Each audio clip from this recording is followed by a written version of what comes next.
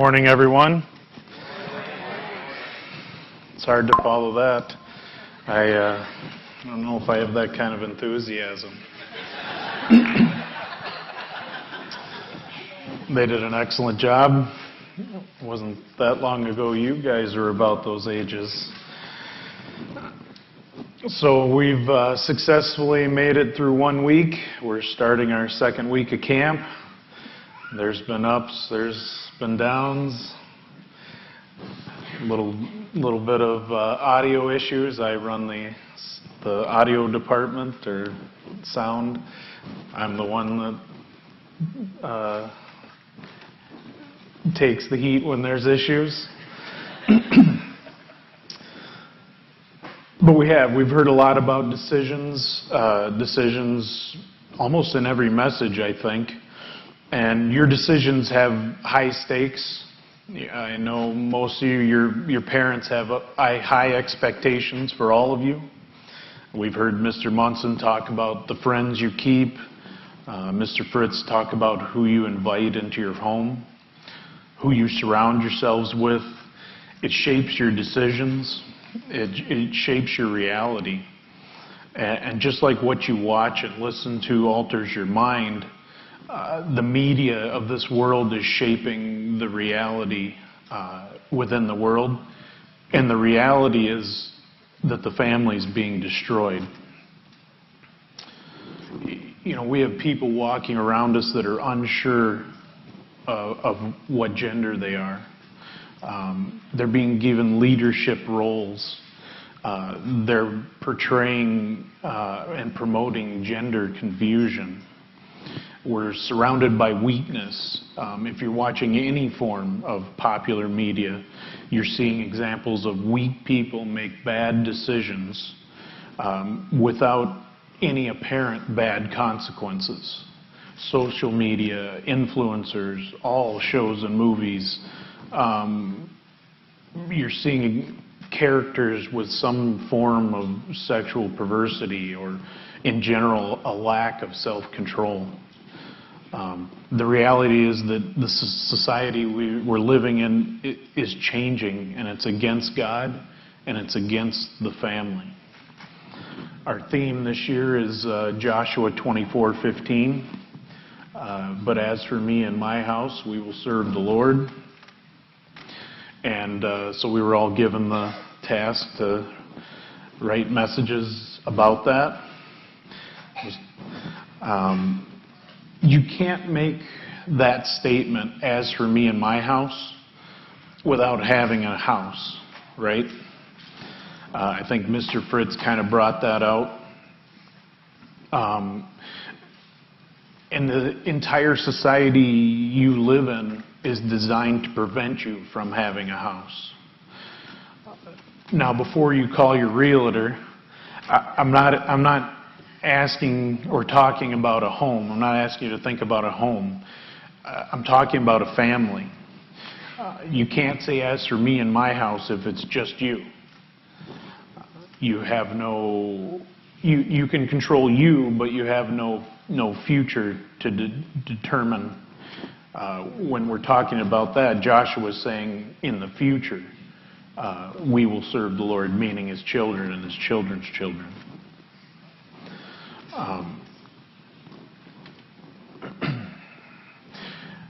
As Christians, we believe that we've been given a mission, and I'd like to look at a kind of an interesting verse. If you would, let's go to Matthew 16 and verse 18.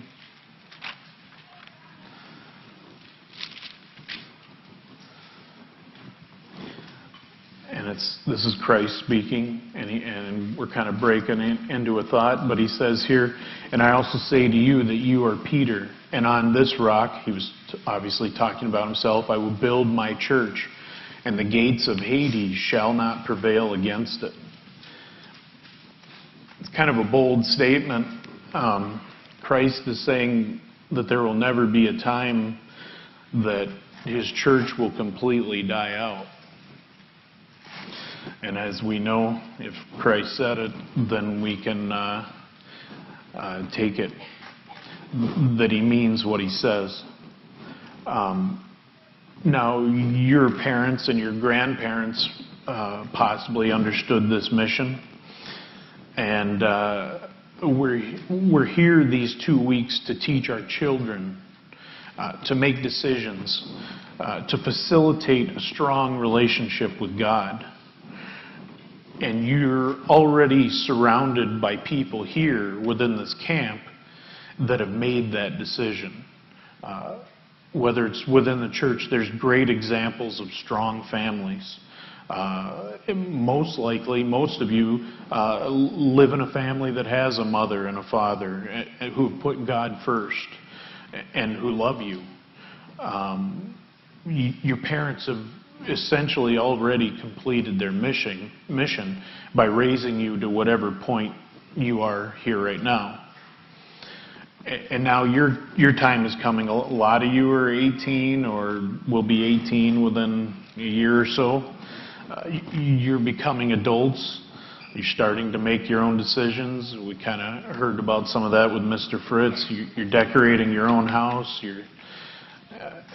You're also starting to plan your future. And this morning, I would like to focus on the priority of building a family. I'd like to ask you guys some questions. Let's start with the young men. Young men, what do you think women are looking for when choosing a husband? Anybody just answer? Someone who can provide. Provide? Anybody else? Mr. Ross? Money? What was that?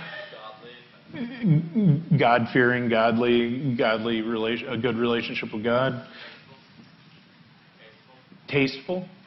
Faithful. I don't have good taste, so. What? Okay. Being faithful. And now we're going to kind of switch it around. Ladies, what are you actually looking for? Any comments? Loyalty. God-fearing, good one. Kindness, that's good. Okay, those are good. Those are all really good. I kind of picked my own because I'm speaking and it's already hard enough.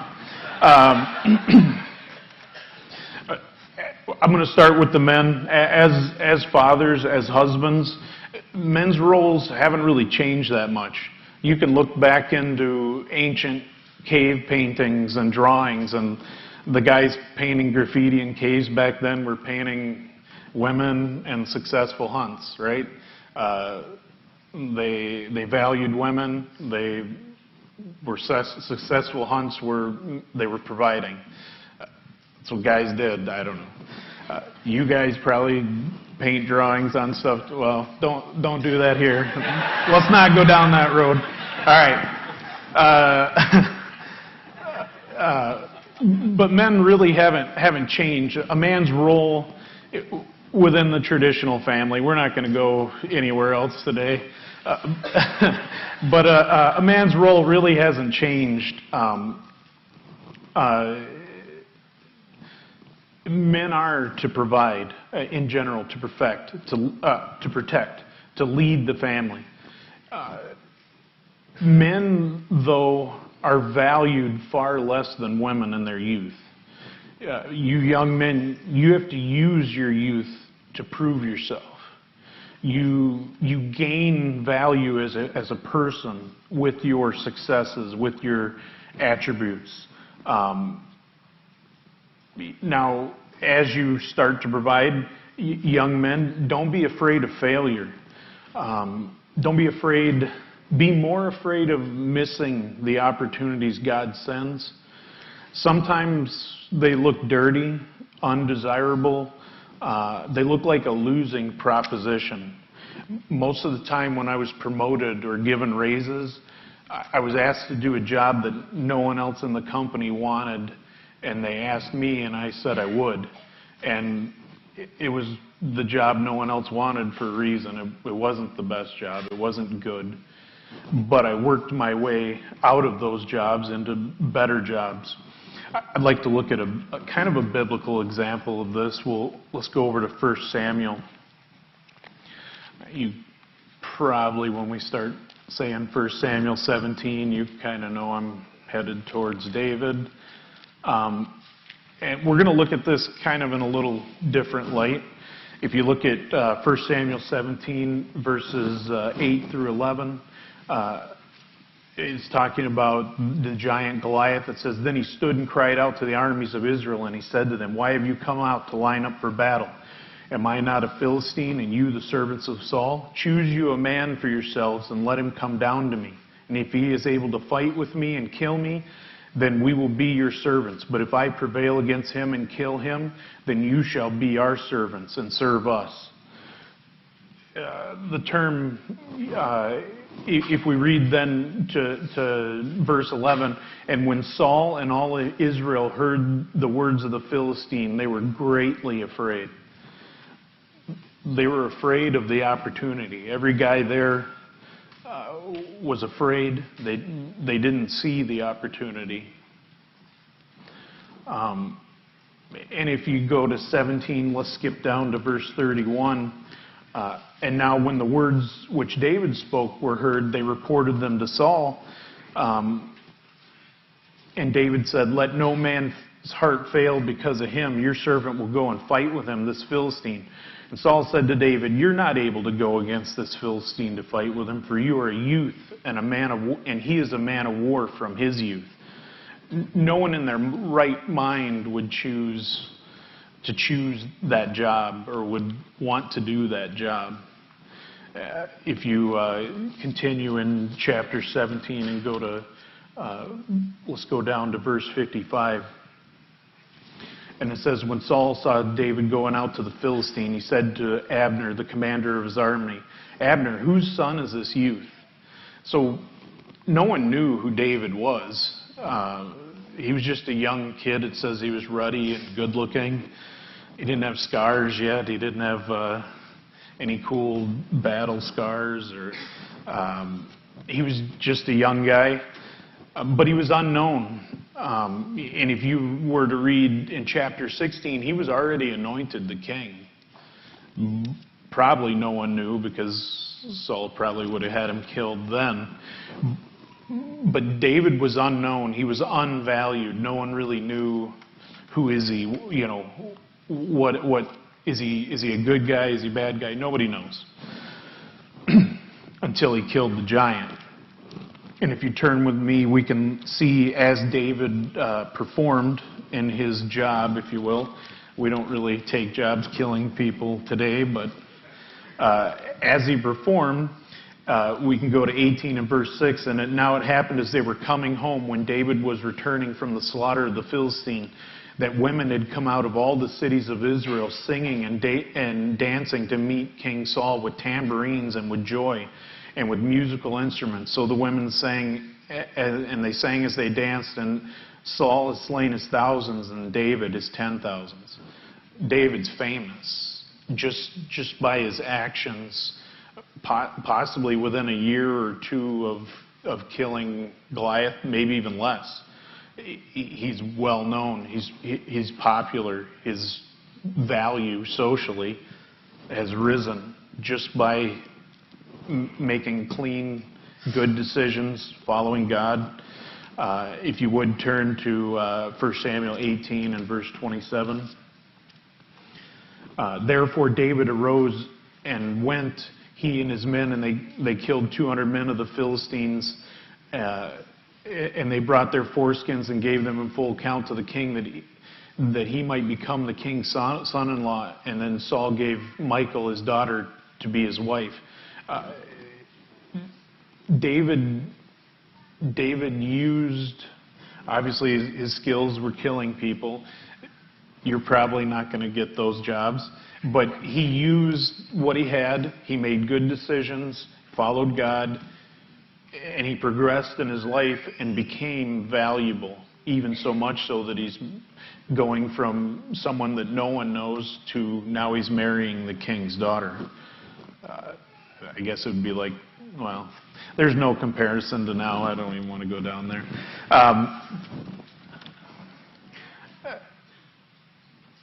But a man of value and a strong leader is made by taking the opportunities and the duties he's given, usually by God. Sometimes they may not look good, but in your life, you'll take those and you execute them well. And as a man, as a young man, you become more valuable socially. Let's go to one more verse on this. We're doing the race today. There may be some of you that do faint. We'll see. Proverbs 24 and verse 10. If you faint in the day of adversity, your strength is small. I hope you all make it. I know Mr. Munson and Mr. Fritz were out till about 3 in the morning setting this up, so who knows what to expect here.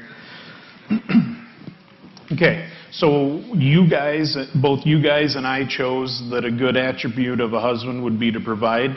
So the next one we're going to say is protect. Men in general are bigger, and in general, the husband, the man, is looked on to protect. If you would turn with me to John 17 and verse 12. It's something I think about often, being a father. John 17 and verse 12. And this is Christ speaking to the Father in his prayer. He's saying, "While I was with them in the world, I have kept them in your name. Those whom you gave me I have kept, and none of them is lost except the son of perdition, that the scripture might be fulfilled." Christ took his role in the earth. All the people that were under his watch were kept. They were protected. When he made that prayer to God, he was successful.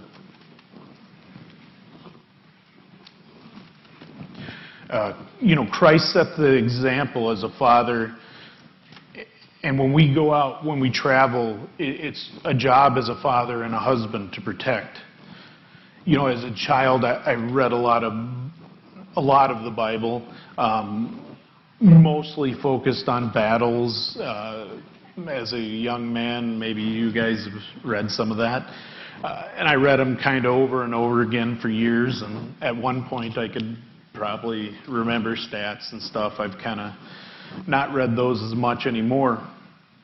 But as you read about those battles, those guys in the Bible, Gideon, Samson, David, Jonathan, the general consensus that I came out of that with is that if God is with you, your size doesn't matter. Doesn't matter if we've already gone over David and Goliath.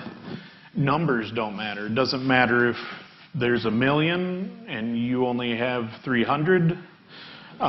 Tactical advantage doesn't matter. Weapons don't matter.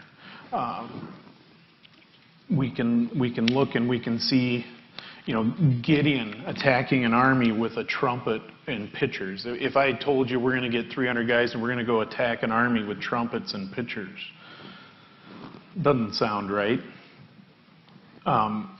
I always think of the mighty man standing alone in a field with a spear, and he killed 1,000 of the enemy defending that field. I think he probably had a big family. I think he'd probably rather see them die, or he'd rather die than see them starve. Jonathan and his armor bearer, they're fighting outnumbered uphill, and I think only Jonathan had a sword. That doesn't make sense. That's not good tactical decisions. Samson against 1,000 with a jawbone. All those stories, when you compile them, numbers, weapons, none of that stuff matters. The weapons of your enemy. Some of them had chariots when they came against Israel, and Israel still defeated them. if the time comes where you have to fight to protect your family, we can easily see that having courage, saying a prayer, and not hesitating, God would allow that so that you could protect your family.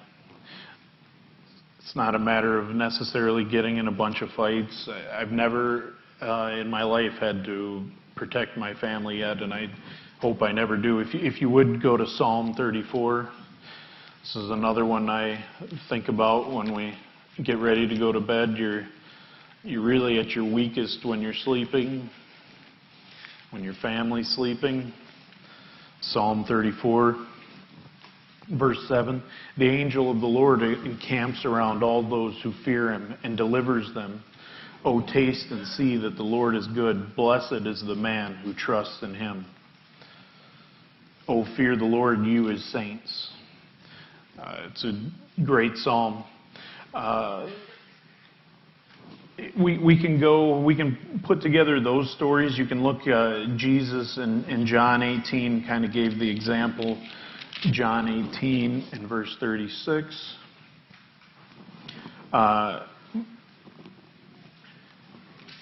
My kingdom is not of this world, and if my kingdom were of this world, my servants would fight so that I should not be delivered to the Jews. But now my kingdom is not from here. I believe, and it's very clear with scriptures, I know there's some differing stances between different people within the church, the greater churches, about fighting. But I read this verse, and you can look at specific examples of David and Abraham going out and killing armies to protect their family. And I wouldn't hesitate to fight to protect those given into my care. And gentlemen, you are the leader. You're going to be the leaders. And as you prepare for marriage, you should look down the well into your own soul. And you should think about, are you willing to die for your family? Are you willing to fight for your family? Are you going to do what it takes to provide? If you can't answer those questions with a definite yes, you're probably not ready for marriage yet. Okay, I'd like to switch to you young ladies. Ladies, what do men look for when they're picking a wife? Any guesses? A good cook. I eat well. A submissive wife. No kids? Oh, good with kids. Miss Pape? Kind and caring. Anybody else? Those are all good answers. I picked some as well, but I want to see. We'll ask the men. What are you actually looking for when you're picking a wife? Mr. Kadan? Like-minded. Six packs. She got to be ripped. Supportive. Okay, those are all good. So I of course, that's enough, Mr. Ross.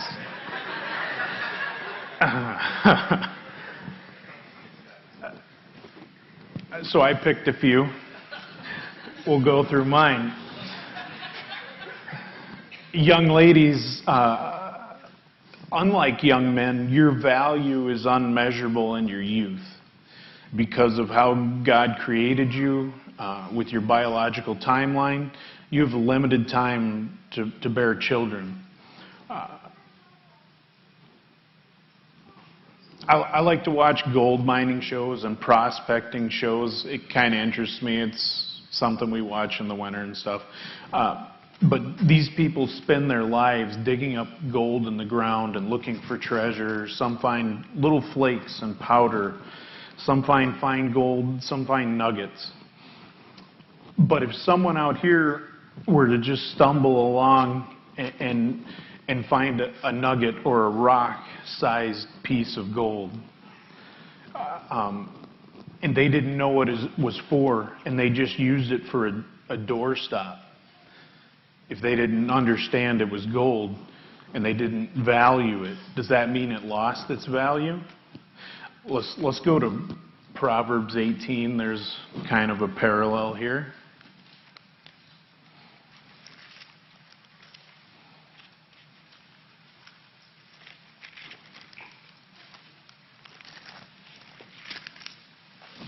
Proverbs 18 and verse 22. He who finds a wife finds a good thing and obtains favor from the Lord. Young ladies, you're a treasure. I'll kind of explain my question. That means if the guy who found you doesn't value you, he's an idiot. He didn't place the correct value on you. You are extremely valuable. Unlike men who are worth less, hopefully not worthless, your value is in your youth simply because of your biological timeline. Let's go to Proverbs 31.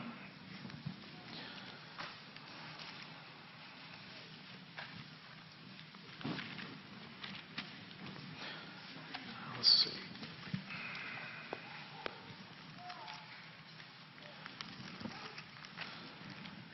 Proverbs 31, verses 10 through 12. For who can find a virtuous wife? Her worth is far above rubies. The heart of her husband safely trusts her, so he will have no lack of gain. She does him good and not evil all the days of her life. Ladies, don't waste your youth with a man who doesn't value you.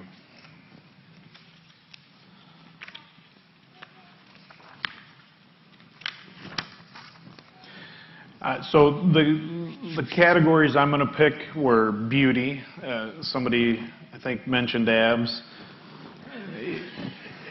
Anyway, without getting, men are visual creatures. Men value women for their beauty. Women just have to show up. In a lot of cases, just having women come into the room of a bunch of dudes, it lightens the mood. You just have to show up. I have a little story to that. So when I was a young man, we were at the feast, and I was probably 23. I was helping my dad do sound at the feast that year, and there happened to be a girl there that was attractive, and we had talked, and I found out she was going to the singles activity, and I'm slightly socially awkward. I had never gone to singles activities before or camp, and so I said, well, maybe I'll go to this singles activity, and so I showed up, and I made I'm usually early to things, and so I was early. I was the first one there, and then with the minister who was running the activity, and we were talking, and some other guys started showing up, and it came down to the time where we're supposed to start. I think it was Frisbee golf, and not a single girl was there. The woman I liked didn't even show up. Just by having the girl, it's kind of a bummer to go play. I like Frisbee golf. I actually do, but it's kind of a bummer to go to a singles event and it's just a bunch of dudes.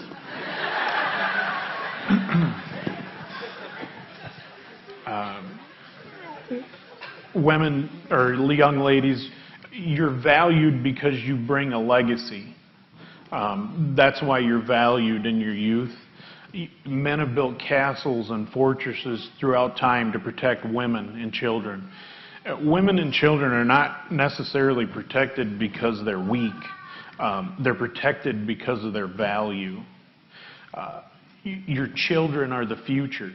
You, as a mother, you shape the society, the morals that the children are going to have.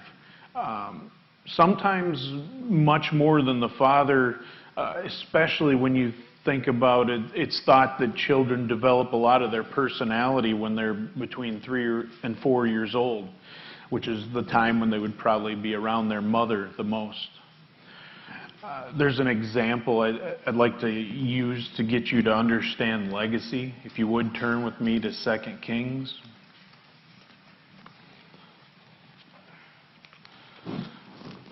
2 Kings 25.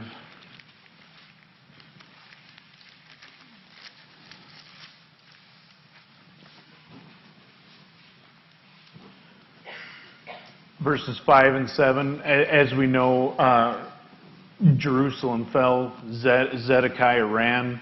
If we skip down to verse 5, but the army of the Chaldeans pursued the king and overtook him in the plains of Jericho, and all his army was scattered from him. So they took the king and brought him up to the king of Babylon at Riblah, and they pronounced judgment on him. And the king killed the sons of Zedekiah before his eyes. And then he put out the eyes of Zedekiah and bound him with bronze fetters and took him to Babylon. Do you think Zedekiah mourned, or do you think he mourned more the loss of Jerusalem or the loss of his legacy? You know, he went to Babylon as a failure as a king, but more importantly, as a failure as a father. That's why they did those things to him. And I doubt he thought much about Jerusalem. I'm sure he thought more.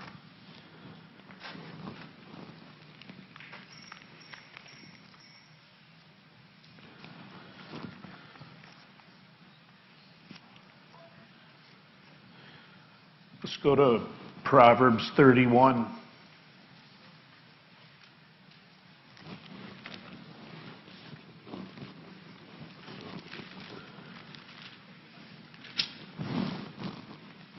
We'll start in verse 25.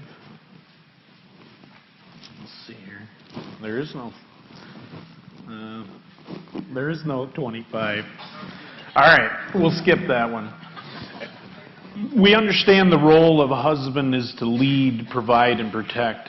The role of the wife is to cooperate with the husband to build a family. In this country, we have a divorce rate of around 54%. Statistically, 70%, possibly even higher, 70 to 80% of divorces are filed by women. And those divorces are filed usually as unreconcilable differences. And that usually just means that they couldn't get along. So women are breaking up their own homes in the society around us because women are not taught to be wives and mothers anymore. Also because our society is relatively peaceful and because women's role has changed. They don't necessarily need a man in order to have a house and eat as it was in most times in the past.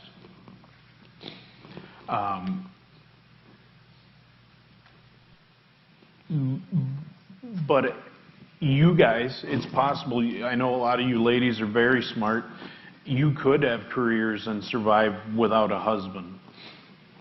But you've been taught to be, hopefully you're being taught to be a wife and a mother. You're being taught to put the family's needs ahead of your own. These women that would break up their family over money or over the leading cause of divorce, irreconcilable differences, it's not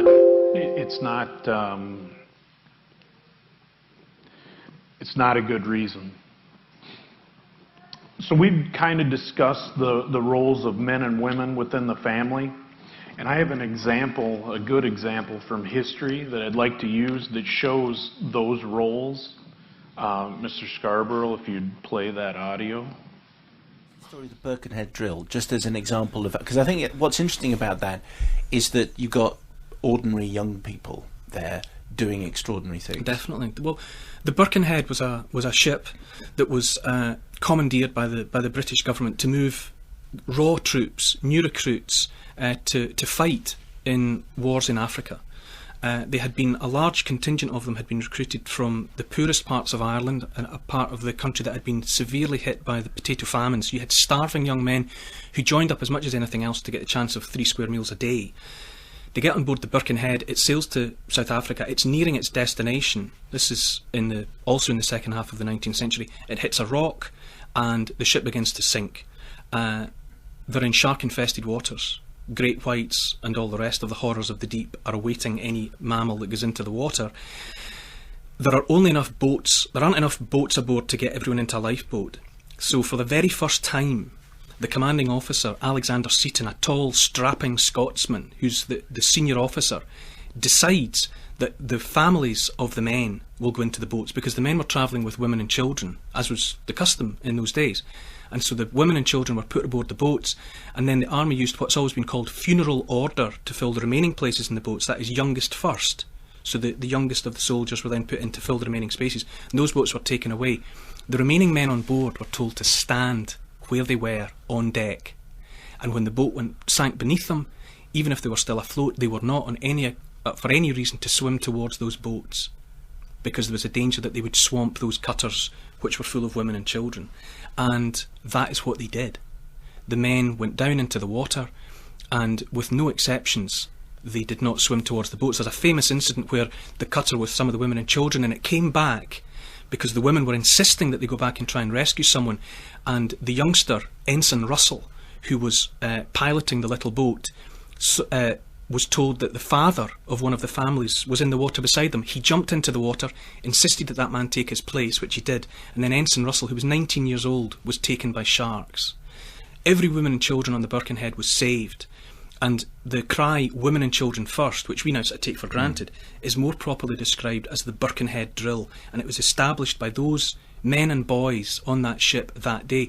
And the Emperor of Prussia was so impressed when he heard the story that he insisted that an account of it be put up on the walls of every barracks of his army, because that was the standard that he expected of his men. So those boys, men and boys, they saw it as their duty to make sure that the women and children would survive this situation. It wasn't a question of, I am stronger, I am fitter, I can fight for a place in that boat and I will survive. They saw it that the greater good was the preservation of the women and children, and that's what they did. Thank you, Mr. Scarborough. That was the HMS Birkenhead, if you didn't catch that. And as it rounded the Cape of Good Hope on the coast of Africa in the early morning hours, the ship struck rocks off Danger Point. Water rushed in and damaged the hull, drowning many of the soldiers in their hammocks. The remainder assembled on decks and helped man pumps. Calm order was maintained as the lifeboats were lowered. The troops helped the women and children into the boats. 2 other boats were manned, but one of them immediately swamped and the other could not be launched due to faulty winches, leaving only 3 boats available for the soldiers and the crew.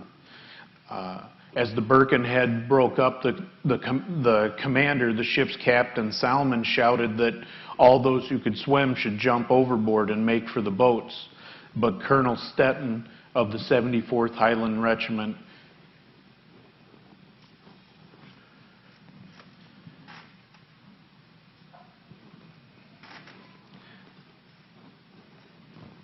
he called on the soldiers to stand fast, and if they jumped over, they might endanger the women and the children, and instead they kept their ranks and they went down with the ship.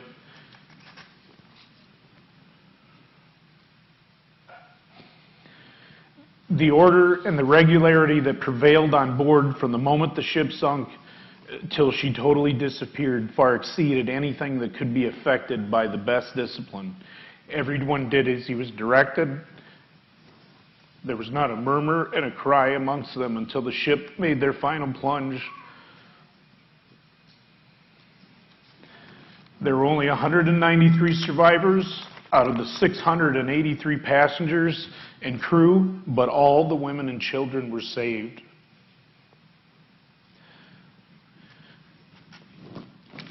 Those people understood their role and their mission. The men took their chances with the sharks.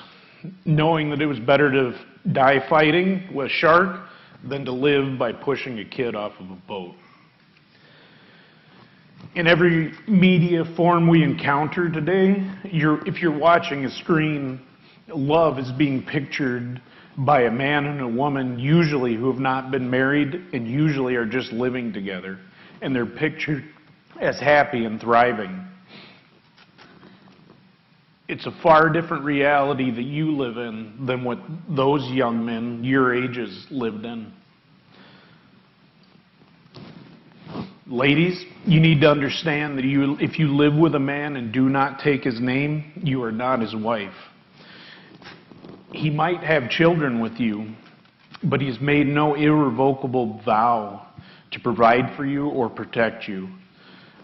The numbers of women and children in the society around us who have chosen that path are dismal. Most end up being single mothers below poverty because of their poor decisions with one man. They mistrust all men, so much so that even with a man they love, they can't cooperate with them enough to stick it out. And the children suffer. Gentlemen, you need to understand, if you have children with a woman outside of marriage, when your relationship fails, and more times than not they do, your children, your legacy,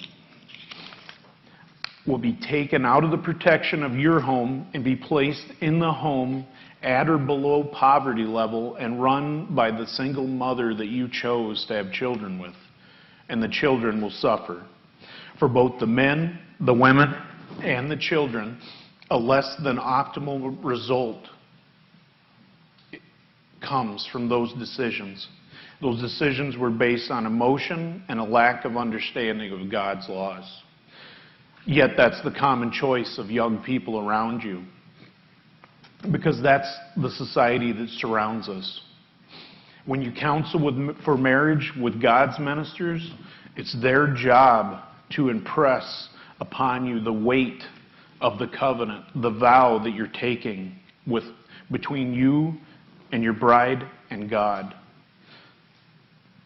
Most weddings, the bride is focused on her dress and the event, and of course the groom is focused on the bride.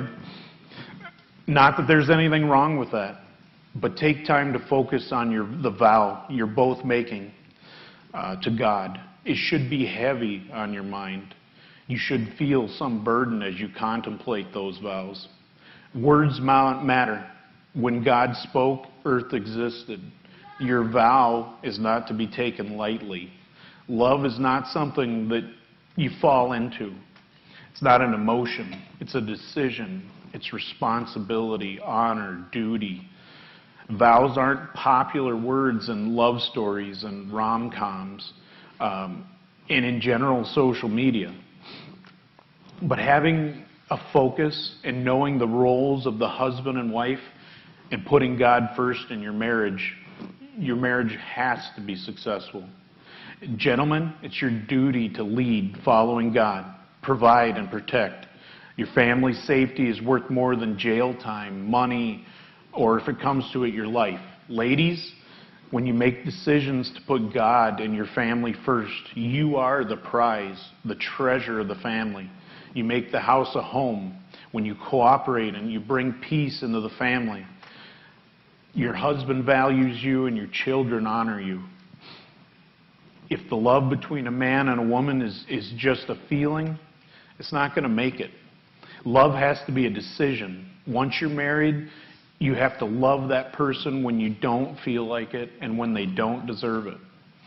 Feelings might change as your marriage ages. Feelings are far less important than duty, honor, responsibility, and your vow to God. With God first in your marriage, you can overcome life's challenges and grow stronger. With God first in your marriage, your children will prosper and be blessed. As a single person, you cannot do much to change the shape of the society we're living in. But making the decision to build a strong family is a lasting legacy and a commanded mission from God for all of us. And I encourage you, young people, if you want to live a blessed and happy life, make building a family a strong priority in yours? For more information, go to our website at cogassembly.org. Copyright 2024. Church of God Assembly. All rights reserved.